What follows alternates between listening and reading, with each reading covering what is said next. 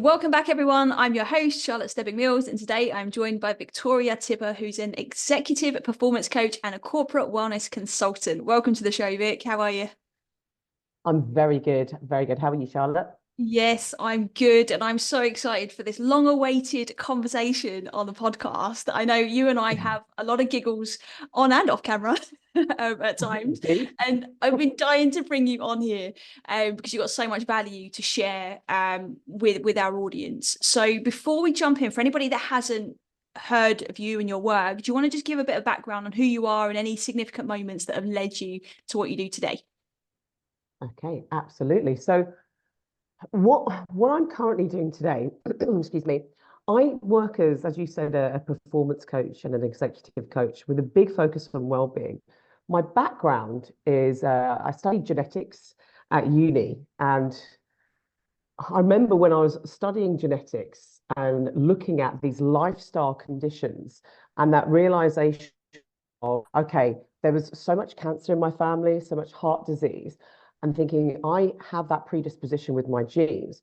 But the glory is with those lifestyle conditions, actually, our environment plays such a massive role. And so that led me to go into nutrition because I was thinking, okay, what can I do to improve my diet, my sleep, my well-being, so that I don't get those conditions that my genes may predispose me to having. And then I worked as a nutritionist in a clinic, and I advised people what to do. And I noticed there was this pattern. You might tell people what to do. And often people already know what they should be doing, but they don't do it. So it's this knowledge behavior gap. We know what we should be doing, excuse me, but we don't actually do it. And that's when I got into coaching to really help with, long-lasting, excuse me, long-lasting behavior change. And then I just got really into that performance coaching. And then my next step was looking at strength. So I'm a Gallup certified strengths practitioner. And that really, for me, has been a game changer for me personally and for my clients. So us understanding who we innately are through our strengths, our personality traits. So yeah, that's a bit of a background on my story, what led me to where I am today. I help people to become that best version of themselves through changing their rituals, but really connecting it to their strengths. There's so many little gems in there already that I want to tap into. One of the things there in particular was what you said is like there's the gap, right, between what it is we know we should do and actually doing it. And I think this then very interesting that you have come from this well-being background and coupled it with like the strengths element and then helping people within the workplace, because there are dots that need to be connected there. I think there's dots that need to be connected for the employee experience when they are having some kind of well-being initiative that is being implemented, but also I think from the buyer perspective. So obviously a lot of our listeners that listen to this are leading well-being programs within their organization. And that can look different, right? It can be bringing certain speakers in, it can be bringing different training and development into the business. But often it can be a bit of a minefield because there's so many different practitioners out there. It's like, who do we pick? Who do we bring in? And like you just shared, your journey is very, very like wide when we start to look at your health experience and then your corporate experience coupled with that as well. And sometimes it can be a bit confusing. Say, okay, well, what's the link? What's the link between all of this health and well-being stuff and a training like strengths? So can you shed a little bit of light on what is strengths, first of all, and then perhaps how you see the link between that and our well-being? Okay, absolutely. So starting with what is strengths. So I specifically use the Gallup strengths profile, but there are different assessments that people can do. I love the Gallup profile because it gives us 34 different personality traits. So strengths are just those things that you are innately good at. We sort of talk about it in terms of like almost your psychological DNA. So, for example, somebody might be really high in achiever. Somebody could be really high in analytical. Somebody could be really high in communication. And those personality traits are relatively stable throughout your life. So they don't change much. You might get a slight shift around. So we get our clients to do this assessment and then they get their list. So there's 34 in total. But really what we want to focus on, definitely your top 5, but I like to open it up to your top 10. Mm. So I always say to my clients, imagine, so Charlotte, imagine this is the movie of your life. Your 1 to 5 strengths are the leading actors, and your 6 to 10 are the supporting roles.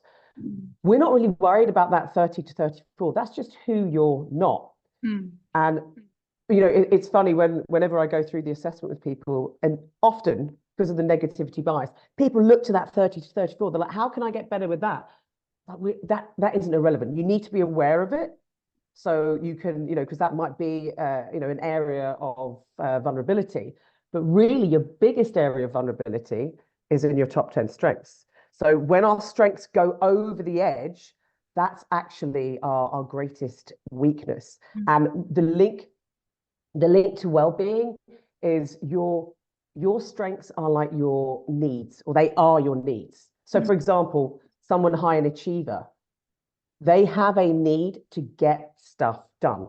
Any achievers, anyone who's done their strengths profile, actually anyone who's listening, maybe you haven't done your strengths profile, but if every day you have a to-do list, and even on the weekends, if you have a to-do list, and when you tick something off of that list, if it gives you a massive surge of energy, it's maybe likely that you're an achiever. So that is a need for you. If I told you you're never allowed to have a to-do list again, or someone who's high in learner, you can never learn any new information. I've got a feeling you might have learner in you. I've got learner in me, Charlotte. Yep. We're continuing. I just want more information, more information. If that person is told you're never allowed to learn something new again, you're going to be massively depleted. So almost think of it in terms of like our internal batteries. When we're needs, our strengths, it recharges your internal battery. If we're not, it massively depletes you. So Mm. that's the kind of the link for between strengths and well-being. Yeah. The other thing, sorry, I know I'm just ranting on quite a bit Carry here. on. Carry The other thing I mentioned, your greatest strengths are your greatest weaknesses. So it's finding that sweet spot of your strengths. If that strength goes over the edge, on. that can also have a massive impact on your well-being. I go and work with senior leadership teams on a regular basis. We do these, teams of strengths days to help them to become a more collaborative team. Often, the strengths that come up time and time again: achiever, responsibility, things like maximizer, which means that it's all about excellence and standards. So people who are high in, say, responsibility, they take psychological ownership. They have a need for that. They get stuff done. If they say they're going to do something, they do it. If that strength goes over the edge, that can look like an inability to say no, taking on too much, overcommitted, burns the candle at both ends. That can mean that they are really exhausted. And equally, the people who are working for them and with them can be really exhausted. So that's another link to strengths and well-being. That all makes so much sense. So I have done my strengths profile, and I'm sitting here thinking, what were my top 5 or my top 10? Responsibility is definitely in there. Learner is in there. Mm-hmm. Yep. Responsibility, because I did it a number of years ago and I redid it, and responsibility is still in my top 10, but it dropped down a bit. And what is Mm. interesting is that the difference between then and now is then I got to a point of extreme burnout, and I've shifted a great deal in the way in which I work and the way in which I choose to live. And that has dropped down in terms of like the number, right? So I think it used to be like number 3, and now it's like number 7 or something. And so Yeah. it's still very much there and I can feel it, but I now know that actually that can actually be quite detrimental if I Yeah.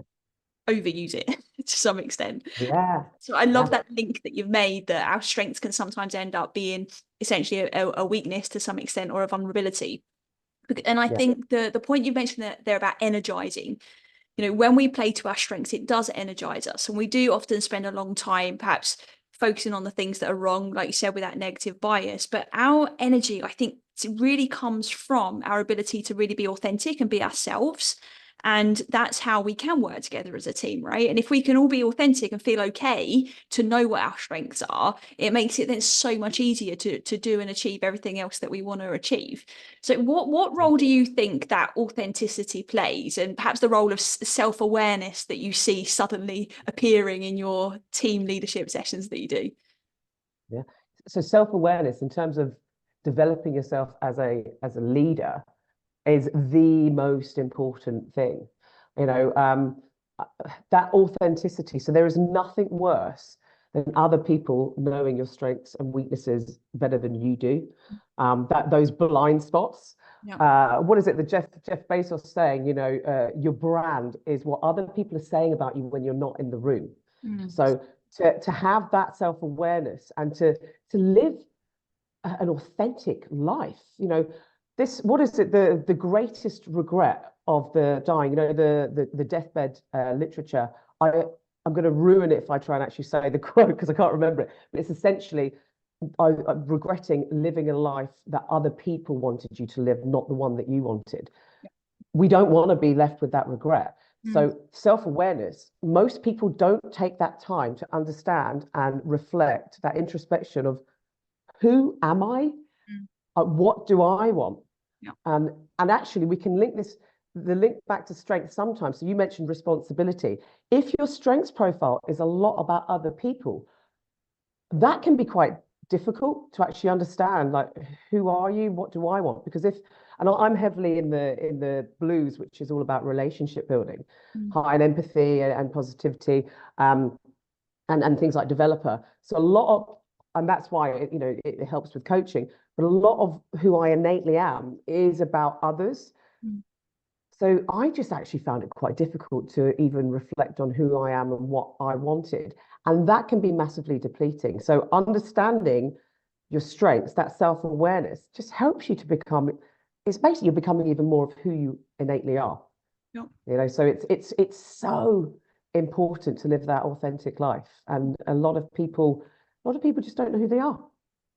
And that was the eye-opening thing for me. So when I first did this, it was when I was working for an organization here in Dubai, and it was like a leadership training, and I went along. I didn't really know what to expect at all, but I think that was definitely a pivotal moment on my own personal development journey, let alone professional development, because it made me realize, whoa, okay, actually, this is what's happening within me. This is how I'm showing up. This is how I can show up even more or even less in some instances. And it made me suddenly look at myself from like the outside in, and it was and inside out, right? And it was a game changer because my self-awareness boosted, but then also knowing where I almost fit into the pack was also really interesting for me within that leadership team. It was like, okay, this is what I bring to the table, and that actually brought me a real boost of confidence at the same time as well. And then to couple that with the level of understanding of other people's strengths that was on that same training, that then just almost unlocked this superpower for all of us. It was so incredibly powerful. And then when we all felt a lot more like authentic in our roles and more connected because we understood each other better, social connections improved, confidence improved, communication improved. We was able to then waste less time on the things that didn't matter, which then freed us all up, I think, like in hindsight, to actually then go and look after ourselves even better, because we wasn't worried about what this person was doing or that person was doing. We could leave the office at 5 o'clock or whatever and go to the gym and not worry about it, because we know that somebody else is already playing to their strengths doing this part of a project, rather than somebody like me leaning into extra responsibility and staying longer than necessary. Like, that's just one little example, but it was an eye-opener. Do you see that often? Absolutely, 100%. When we go in and do these strengths days, excuse me, because essentially your strengths it's a very unique lens through which you see the world. Statistically, 1 in 33 million will have the same top 5 in the same order as you. So everyone is completely unique. And it's really interesting and think about anyone who's listening. I urge them to think about a person that they're working with, where something that person does is driving them crazy. That's likely also the dark side of their strength, but also if that strength is used in the right way, it's one of the best things about that person. So, and this, when you go in and do those strengths days and you understand, okay, this is why they're doing what they're doing. Like, we do a really nice exercise, like, you get the best of me when, and you get the worst of me when. So imagine you've got somebody. So my responsibility, by the way, is somewhere down in the 30 to 34. And I was working really closely with a lady who had responsibility number 1. And we would present together. I would be a nightmare working with you, Charlotte. Like, I could already see you thinking, oh no. but she had responsibility number one. I'm really high in adaptability and positivity. So for me, I love that positive performance pressure. I'm a last minute, person, and that's when I thrive. And so we were working together before we did our strengths. So we did our strengths profile, and it was that aha moment of she needs, she'd want us to meet 2 weeks before presenting to plan it all out.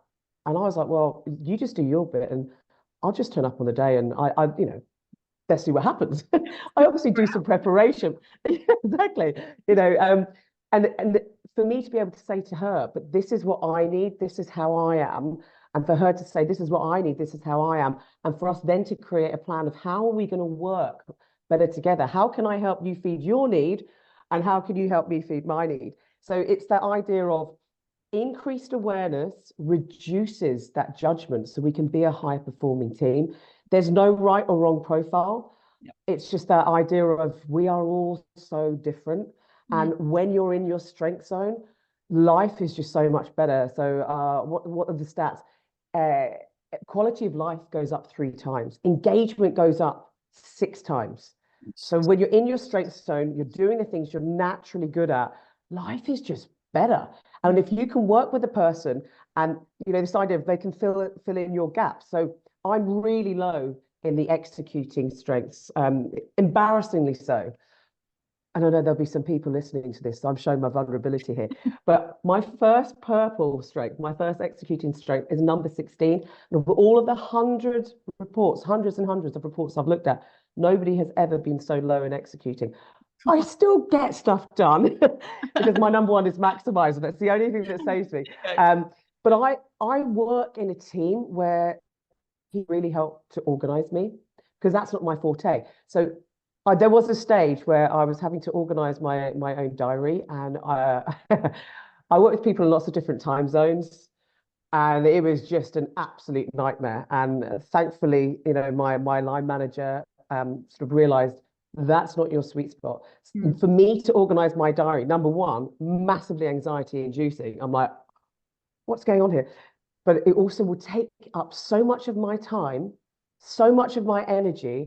Whereas another person, and I work really closely with a couple of great women who are really high in executing strengths, that takes them no time. Yep. That's their sweet spot. That recharges them, that gives them energy. So we work so well together. And the other thing as well, once you, as a team, you start to talk about your strengths and also your areas of vulnerability, you create this common language. Yep. So you're more open. So in a weakness-based culture, people hide their weaknesses. And so things go wrong. Whereas when you're in a strengths-based culture and you can openly say, look, this is my area of vulnerability. I need help with this, and let me help you in that area. We're a strengths-based organization. Everyone's just a lot more open, and we can always joke about, we actually have the language around, so Olivia, who I work closely with, she'll ask me if I can do something. It might be, okay, there's a team day that they want to run. And she will actually say, don't be in we use the language basement and balcony, don't be in a basement of positivity when you answer this. And it's great. So the basement is, we're talking about the dark side of your strengths when it goes over the edge. So we've got that common language, and it just, it helps us to be more open, build that trust. I can totally relate to that. Funny enough, relator is one of my strengths as well. One of the top 10. But the like two of my top ones are also focus and futuristic. So if I know where we're headed and I know why we're doing there, and I'm trying to and typically coming up with ideas, I'm very good at that, and I'm very good at kind of putting strategy together as well. But Jonathan, as you know, my business partner and partner in life, when we started to work together, we had to really figure out that dynamic, right? So not only being husband and wife team, also we needed to, be professional team and really understand like what are those strengths and who's going to almost take what when it comes to this business and this mission that we're on. And with mine being future and focus, it's very much around where are we going, where are we headed, you know, how wouldn't it be good if we could do this or do that. And for him that was extremely overwhelming because he is very much a maximizer, so he wants to get the best out of kind of what we've got. He's a activator. Is it activator or activism? Activator, I think. So Activator, yeah. to get things done as well. Let's just get stuff done, yeah. Exactly. And if I'm ideating and he just wants to get stuff done and there's no like bridge in the middle, it can become an absolute nightmare. And it's particularly overwhelming for him to be like, okay, why are we thinking about that a year from now when actually like we need to think about what's happening this week, you know? So I totally get that dynamic, and it makes life, like you said, so much easier and work. And it's funny, in our old company, we on everybody's email lists, so there's like thousands of us in the company that I was working for, and on our email signature would have our top 5 strengths, so that we could consider that within our communication, and it would remind us as well. And I thought that was like just a small thing, but it made a world of difference because it made me pause and be like, okay. And now I actually have my little strengths book, and that like our team now that we work with, like whenever I'm like communicating something, I have to go back to that and times be like, why isn't this landing? What's happening? And I go back in and I check and I'm like, that's why. And then it just makes life again that bit easier. Like you don't have to have like meeting after meeting after meeting to understand what's going on. Often it is just the case of understanding each other, isn't it? Absolutely. It's doing the assessment is a bit of a fast track to sort of go, okay, I've got this profile. Like I had a session with a client yesterday, and it was really interesting. We were talking about, she's really high in sort of the relationship building strengths. And she was talking about having a bit of an issue with someone who was working for her. And she was describing the conversations and how he's been landing and how he's been landing with clients. And people sort of say he seems like he's quite rude and, you know, he's asking so many questions. And I actually just said he might be really high in analytical. And we looked at his strengths, and he had the exact opposite profile. So she was going to him and speaking about, she would ask him the question, how are you feeling? Yeah. And he'd be like, fine, fine. And it's like, well, you're speaking to him from blue. That's not his language. He needs to you know, he needs data and facts and figures. And it was this idea of, she left with sort of saying, okay, I'm going to go and have a one-to-one. She's high and relator as well. So people high and relator, they have that need for one-to-one interactions. That's going to really, really charge. So she was going to go and have a one-to-one with him and actually just go through, these are my strengths. These are my needs. What are your strengths? What are your needs? Who are you at your best? And who are you potentially at your worst? How might you be destroying value? And then what can they do together to create some strengths-based rituals to improve that sort of like partnership?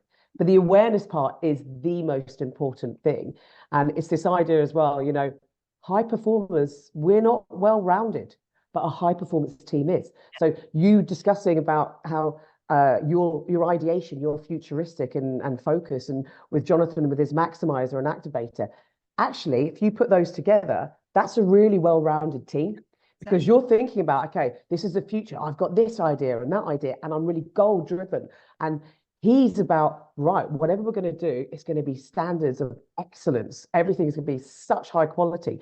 And right, I'm going to get it started now. Because sometimes people are really high in ideation and say futuristic. A lot about that is that strategic thinking. And it can be a lot of thinking. But he's going to make sure that that thinking turns into action. So that's perfect once you understand each other. If you know, imagine that those are two people, and you and Jonathan are two people within a team, like a team that I would go and work with. If that could potentially lead to a lot of conflict if they didn't have that understanding about each other, because one person might be getting really frustrated, but they're just like, they're not acting. They're just thinking and talking about things. I need action. So the awareness just really helps to reduce that judgment, and then you can create that plan. So but obviously you guys, you know, you did it naturally. Figured it out. I Figure it think out. it takes practice, right? And it takes a bit of trial and error and it takes understanding. So I love the fact you said there that awareness is like the key and it's the absolute first step to this, isn't it?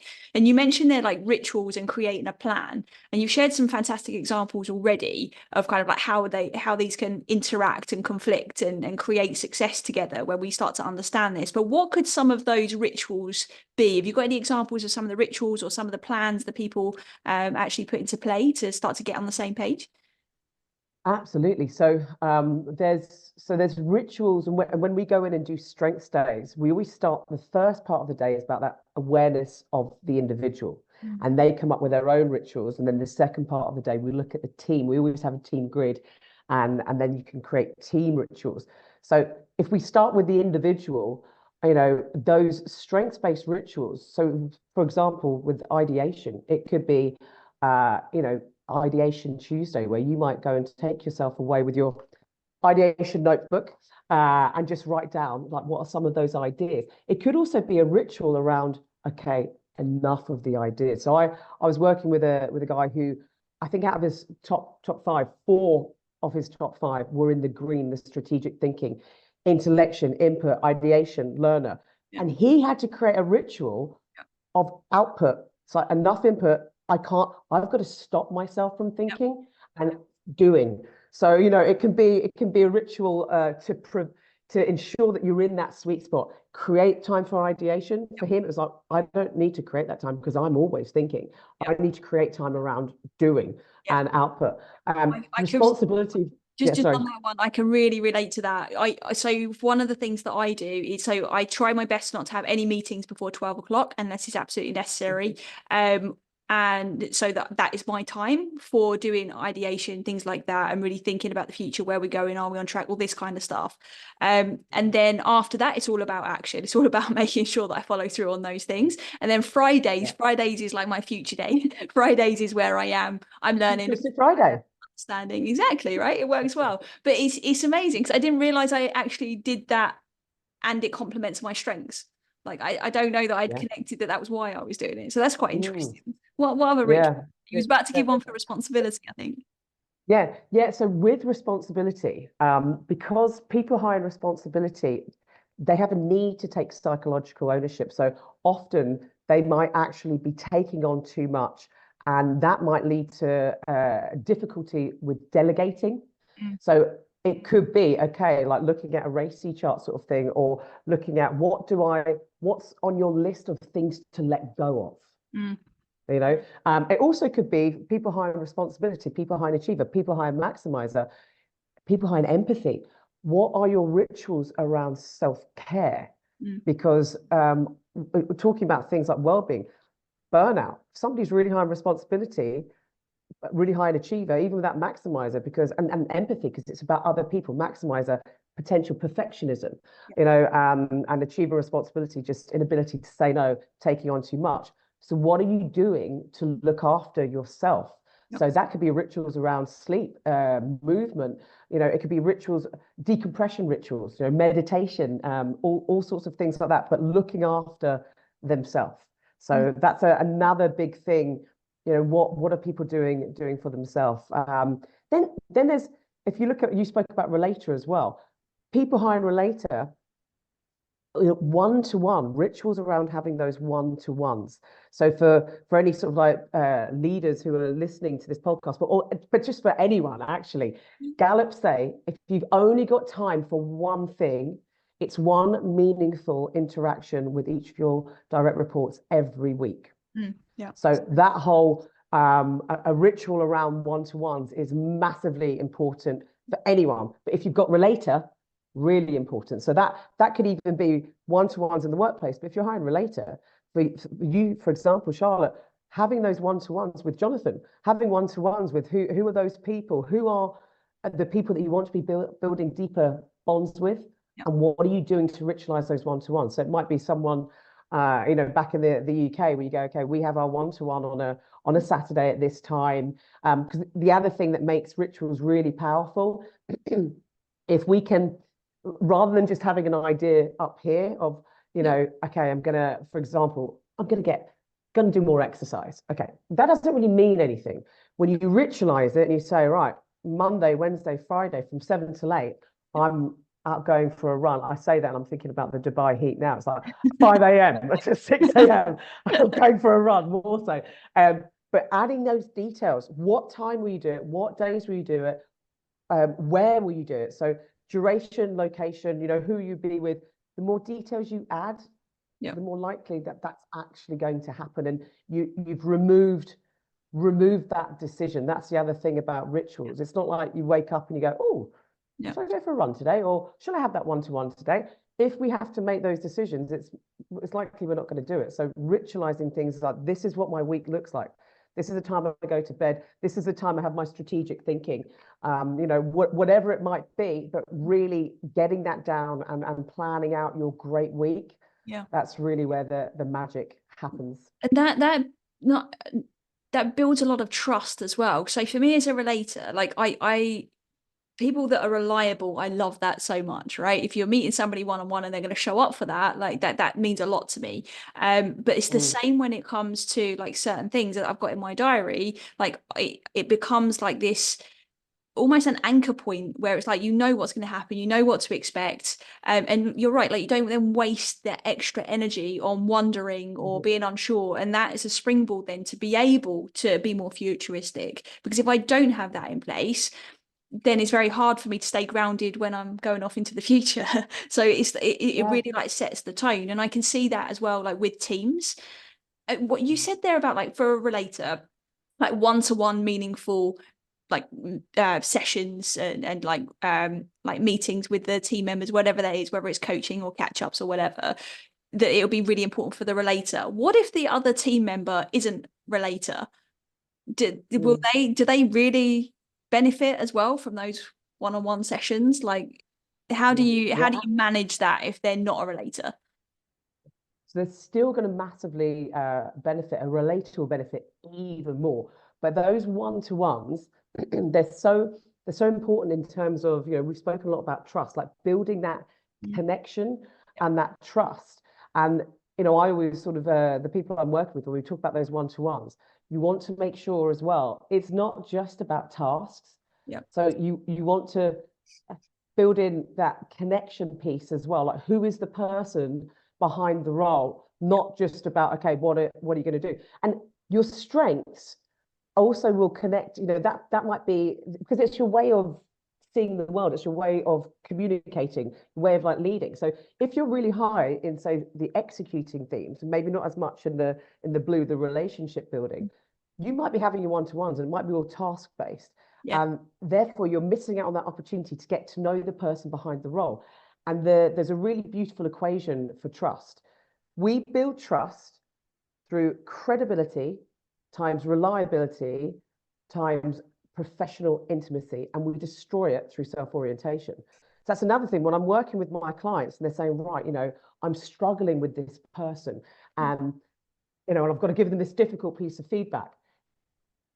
To be able to give feedback, you need to have that trust. To be able to build trust, what are you doing, to build credibility, reliability, professional intimacy, and to make sure you're not making it about you, that self-orientation. And often it might be, okay, that's because I asked them to point out on that equation, where is their trust challenge? Where's their sort of the vulnerability? And often it might be that professional intimacy. It's like, okay, one-to-ones. And maybe it's you take it out of the office, like, right, let's go and have a connection one-to-one. Let's go have a coffee. So that it is, even if a person isn't high and relator, it's so important to do that. When you think about trust and connection, there's a lady we work with in London, and she came up with this phrase, and we use it a lot, the company I work for. Connection increases commitment. If you've got that trust, if you like the people that you're working with, if there's that psychological safety, they are much more inclined to go above and beyond to stay with you, and that engagement goes up. When you think about people you've worked with where you just like them, life is better. You're way more engaged. And on the opposite side, when you think about people where there hasn't been that trust, and you don't have that connection, you're not going to, engagement isn't there. You're not going to go above and beyond, and you're much more likely to leave that role. I can only echo that. Like, it just makes so much sense what you're saying. I remember one of the first management roles that I had, So I was like new to the role, but I was young as well. And the team, that they was a bit older than me as well, and I'm now managing them, so it was a bit of an interesting dynamic as it was. I was obviously building my confidence at the same time within that role. But one of the things that I did is I would have one-to-ones with all of them, and they didn't have one-to-ones before, so I put one-to-ones in the diary with them, and we'd have these one-to-ones. They had like catch-up meetings, like the tasks, and that was essentially the company's standard of a one-to-one. And I just looked, and it was literally like a checklist. Have you done this? Have you done that? Have you done this? And I just literally like added "how are you" to the top of that. And it just opened the door for much deeper conversations. And it's interesting that you said about the connection meeting as well, like going out, like let's go grab a coffee and talk about whatever we're going to talk about. Because in that role, whenever somebody took a team member out for a coffee, it was because they was about to be told off, or about to be, have a really like important conversation that so they need to be aware of, and that can't possibly be spoken about in the workplace. So the minute I said, "Oh, let's go for a coffee," like they was already like, "Oh my God, maybe I'm fired." Like, and it was just like, "Whoa, hang on a minute, what is going on here?" And it's that taking the time to build that trust, build that psychological safety. And that was probably one of the best lessons I ever learned in my whole like management, because that just changed the game. It literally made everything easier, because now there's a two-way dialogue happening. And it makes sense. You start to understand each other, you understand the way people work, you give them the time, the space, the freedom. And it just, it was an absolute game changer. And I enjoyed going to work. That daunting period stopped very, very quickly, because now I knew who I was around. It was fine, and I knew how they felt, and they knew how I felt, and it just made life so much easier.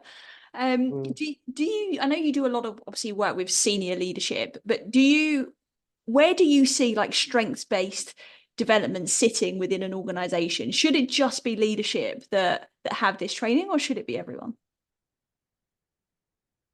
Absolutely, everyone. Yeah. So there's a company we work with in the UK, and they're a design and architecture firm. It's about 350 of them, and they have done strengths for everyone. So as soon as somebody, that's part of their onboarding, and then we go in and we have our strength sessions with them. So in a perfect world, everyone does strength. We do get a lot of organizations coming to us and saying, okay, look, my team isn't engaged. I want you to go and work with them and to do strengths with them. Yep. Always say, we need to start with you and the senior leadership team, because 70% of the engagement of your people is down to the manager. So you need to, get that mirror and like have a good long look at yourself. And that's where that self-awareness piece comes in. Like, are you doing one-to-ones? Do you know how you're landing? So we use the language, the basement and the balcony. The good side of you, how you create value, you at your best, that balcony. But the basement, the dark side of your strength, when it goes over the edge, we spoke about responsibility. People high responsibility and achiever, they can really be exhausting their workforce. And that idea of, okay, once they have that realization, and they can micromanage massively. So that look in the mirror and that realization of, okay, this is how I am potentially landing with others. And of course, by the way, the self-awareness piece is the most important part. But ultimately, once you know that, it's all about what are you going to do, So it has to be, it's the action. It's like, right, now you know this, what are you going to do differently? Like, I'll always say to people, once you've understood your strengths profile and you have that awareness, you at your best, how you create value, but also potentially how you might destroy value and your needs. Once you know that, your report, it's neutral, because now it's about what are you going to do? So that's where we will always go in and work with senior leadership team first. And then, look, in a perfect world, we then go in and work with the entire organization, because then you've got a really collaborative, like well-functioning, team where you can say, okay, this person, that's their strength zone, that's their sweet spot. What can we do to create more opportunities for them to work in their strength zone? And for people who haven't actually done their strengths, a great question in that one-to-one that you're having, tell me about your best day at work. What were you doing? And then as a manager, what can I do to create more opportunities for you to have those days? So even if you don't, in the perfect world, everyone does their strengths, so that, as we say, it's a fast track. But even if you don't, just being able to ask your people, yeah, who are you at your best, and what can I do to create more opportunities so you can do that?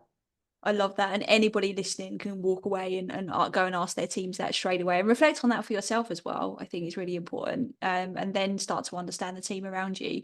What if somebody's listening to this and right, I'm definitely going to ask my team that question, but I also need to explore strengths more. I need to convince my senior leadership team to do this for our organization. How do you help them to perhaps pitch this and position this in a way that it's attractive to their senior leaders?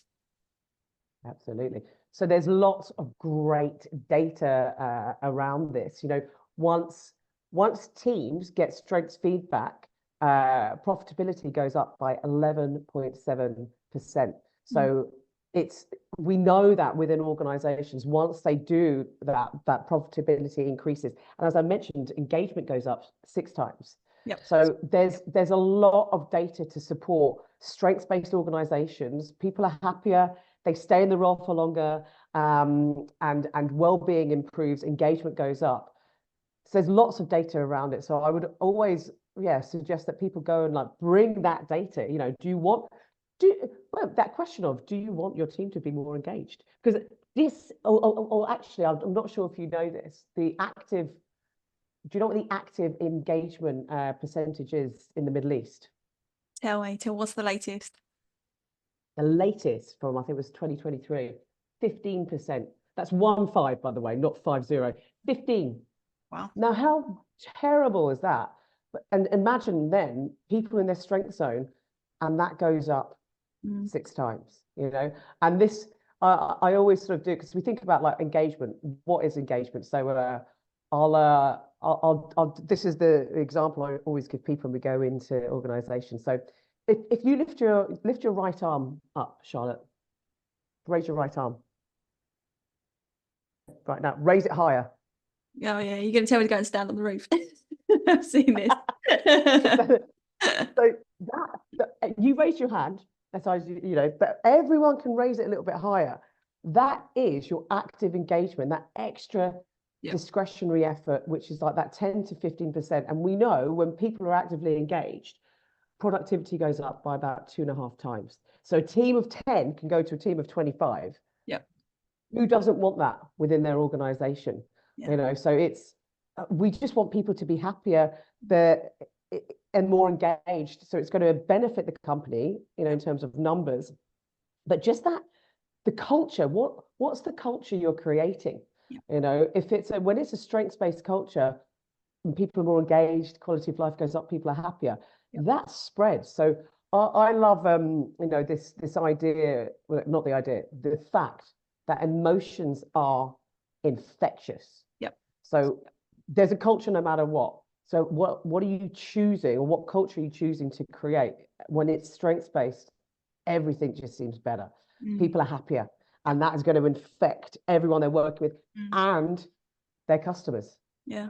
You know, so there's a huge cost if that isn't the case, right? And that's like the cost of replacing a manager in the workplace, or the cost of replacing a senior leader in that workplace, any level really, is a lot, right? And because you're losing out on the time that you're investing in training, you're losing out on time it takes to replace somebody else, you're losing out on productivity, you're losing out on potentially attracting new talent as well. There's so many consequences to not paying attention to engagement scores and doing something effective about it.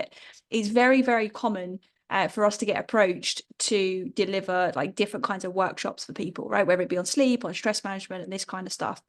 And we always ask, why? What is this strategy part of? Often it isn't part of any strategy, but the ones that do answer, they say, oh, because we want to increase engagement. It's like, okay, great. How do you see this fitting in with that? And then as soon as you start asking that question, it's like, oh, I'm not sure. But everything you've just described is exactly the answer. Because when we are healthy, we are present, right? We can be where we are. We're not wandering off to different places. And these types of things like strengths and these kind of training can really unlock, I think, just this whole other part to us that looks at things like the self-care, like the stress management, like the sleep, like the nutrition, like all of those things you've mentioned. And I think sometimes it depends on who is making the investment on these types of initiatives as well. Because often, like, and you'll probably know this better than me from a strengths perspective, but it's typically like a learning and development team that will perhaps look to bring in somebody to come and do some strengths training. But then it'll be HR that would be looking at bringing in wellness initiatives. And actually, because these two arms are not speaking to each other sometimes, we're not seeing that actually investing in this one thing and putting it in as part of a strategy for then the self-care and the support services and channels that you have available, that can become an absolute superpower. And you actually don't have to invest as much as you probably initially thought that you would if you would just look at the bigger picture. Totally, 100%. And one of the programs that I've started to run with organizations as well, I call it the high performance lifestyle. Be the corporate athlete. So it's often when I have done it with standalone, just without doing a full strengths day. But it's really great when we've already gone in and we've done a strengths day, so people understand their strengths. And then we go in and do the strengths-based well-being. I actually, and this is an interesting thing to think about, and I was at an HR event yesterday and I was talking to somebody in HR about this, how when I was promoting strengths-based well-being, people were not as interested. As soon as I changed the language, and it's exactly the same, but to the high performance lifestyle, be the corporate athlete, all of a sudden people went, oh, wow. Because there's still a little bit of a, well-being's a nice to have. Well-being is the basis of performance. But just changing that language has actually has helped with corporates. It's unfortunate. So with this high performance lifestyle, I really like to use, and I'm sure you're familiar with this, the idea around the corporate athlete. So there's an article in the Harvard Business Review by performance psychologists where they found there's a special type of person in the corporate world, the corporate athlete, who's able to perform under severe stress and pressure, but still at peak performance. And there's something that they do differently. Because we've got 4 different ways that we produce energy, like energy well springs: physical, emotional, mental, and then we can call it spiritual or purpose, whichever one, whichever you choose. And the basis, they do this in the shape of a pyramid, the performance pyramid, where the basis is always physical.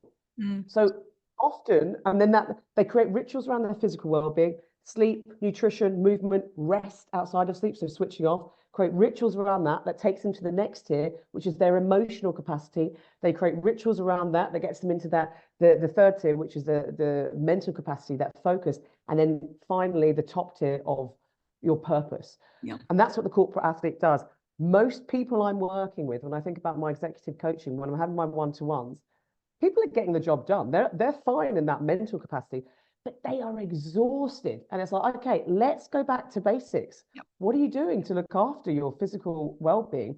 Because then, I had a client just before our call today, and she just said, she's incredibly, and it's like, well, in terms of what's going on with the work at the moment, she's like, there's so much happening, but I'm good. So, well, what are you doing? It's like her rituals are in place, and it's like, well, yeah, she's the corporate athlete now. She's doing those things, and she's to her strengths. So that's the golden part there.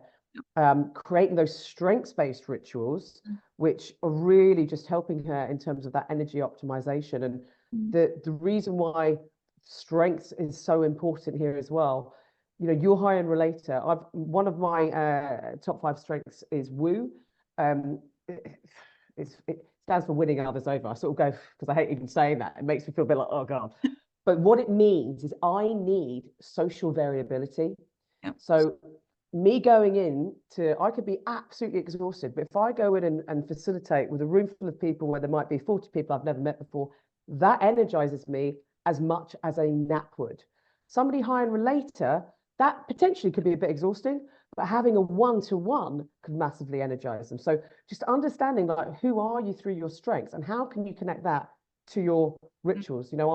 Me knowing that I've got woo, my parents are Irish, so one of my strengths-based rituals is I join the Irish Business Network, and I go into that room full of people and I come out feeling like, wow, I've just had a power nap, essentially. Which is Really amazing. energizing. And that's mind blowing, really, because for a lot of people, like a lot of people relate to your experience of that, and feeling energized by it. But a lot of people probably resonate with how I feel in that kind of scenario, where it's just like I'm good for a certain period of time, and then I'm just like that battery, like you said, just starts to feel a bit depleted, and then it's time to go or to have more one-to-one connection. So it's super interesting. When you describe the pyramid there, it is very aligned, isn't it, with Maslow's hierarchy of needs, right? And Absolutely. then the Yeah. self-awareness piece is a thing that actually enables us to move into action.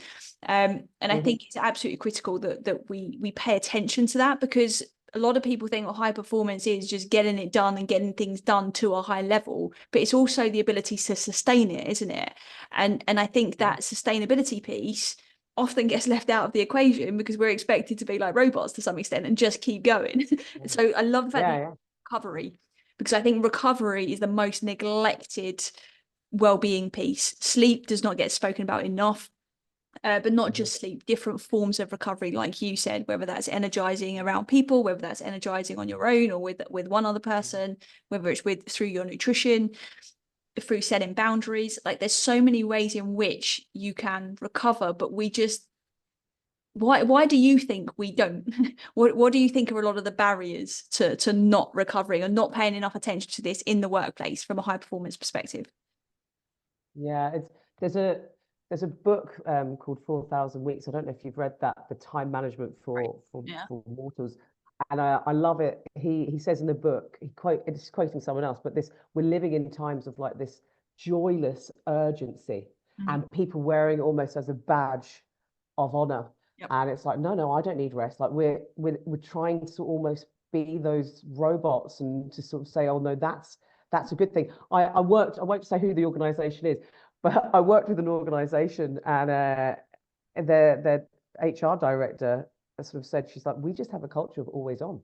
Mm. And she was saying how she will send emails. She's like, but sometimes, I wake up at like 3 a.m. and I just send my emails to people. And on the weekends when I need to do it, it's like, that's really bad. Yeah. because, Ouch. and she, ouch, I know. And she's like, but I just have to get it done there and then. But actually, the message is that's what's expected then from the people the next level down. And then they will be doing the same the next level down. And you're creating that culture, which is going to just be massively exhausting. So yeah, it's that whole thing of we're just, I think people don't realize to be at your best, like the growth equation, growth Yep. equals stress plus rest. Yep. And if we think about with our bodies, Yep. and I always, when we talk about our bodies, people can understand a bit more, but we need it with our mental capacity, our emotional capacity. If you go to the gym and say you have a leg day, you don't then go back the next day and do a leg day, and the next day, and the next day, and the next day. Yep. You have to allow for rest and recovery. Your muscles tear apart, Yep. then they regrow, they get stronger, that periodization.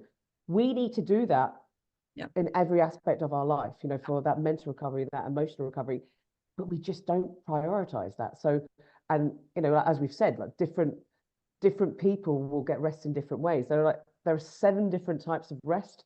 So for me, for some people, creative rest is really important. Big one Go for and it might be a dance club. Sorry. That's a big one for me. Art, painting, Yeah, huge. yeah, absolutely. Yeah. So you having that as a ritual, I don't know what days you do it, but imagine it's like, okay, on a Saturday morning, Saturday you morning, go, that's when I do it. is Huge. it? Get me out, yeah. You know what's good. Read your mind. Always watching, Charlotte. I'm always watching. Um, but having that creative recovery and you having that as a ritual is going to mean, when it comes to Monday, you are just so much more recharged. Like that for me isn't really much of a thing. For me, my physical recovery and emotional is massive. So just and sensory recovery as well. Switching off devices outside and offline, getting into nature and just like, yeah, listening to the birds rather than scrolling on my phone sort of thing is massive. So yeah, the best prioritize rest. Mm. Oh, amazing, Vic. I know we could really go down into every single one of those layers of that pyramid, right, even deeper into the corporate athlete. But I think you've given some great insights for today's conversation. And I would love for our listeners to obviously come and find you and follow the work that you're doing. Where can they do that? So I'm on LinkedIn as Victoria Tipper. Also, I've got an Instagram page. I don't know if it's that inspiring though. I'm sure. But yeah, so, but yeah, LinkedIn is probably the best place that they can find me. Yeah, absolutely. Feel free, anyone to reach out. Nice, amazing. And I would encourage anybody listening to go reach out, especially if you want to lean into the strengths side of the work that Vic does, but also the high performance piece and the corporate athlete piece. I know last season we had Mark Colburn on the show talking about being the corporate athlete as well. So there's some more insights on that if you want to go back and listen to that episode. But ultimately, like, I think the more people that can start to train to be corporate athletes, the better the workplace is going to end up being. You know, the UAE always wants to be shining, right? It always wants to be number one. It wants to be like the top of the game when we look worldwide. And I think the workplace well-being space in this industry, like, it doesn't need to be any different. I think we can achieve that if we start to take a more holistic view and put the people first. Yeah, love that. Definitely put the people first. Is there anything else you want to add to this conversation before we say goodbye, Vic? No, I've just really enjoyed it. I've just looked at the time. It's just flown past. Time flies when you're having fun, Charlotte. So no, I just really enjoyed it. And it's great what you're doing, just prioritizing that well-being in the workplace. It just has such a massive impact. So yeah, you're doing great stuff. Thank you. And thank you so much for the work that you do. We'll see you soon. If you enjoyed this episode and you haven't done so already, hit that subscribe button so you never miss an episode. Please share it with a friend who you think might benefit. Spread the word. That's how we're going to impact the world, by helping each other. We appreciate you so much, and as always, unconditional love and wellness to you.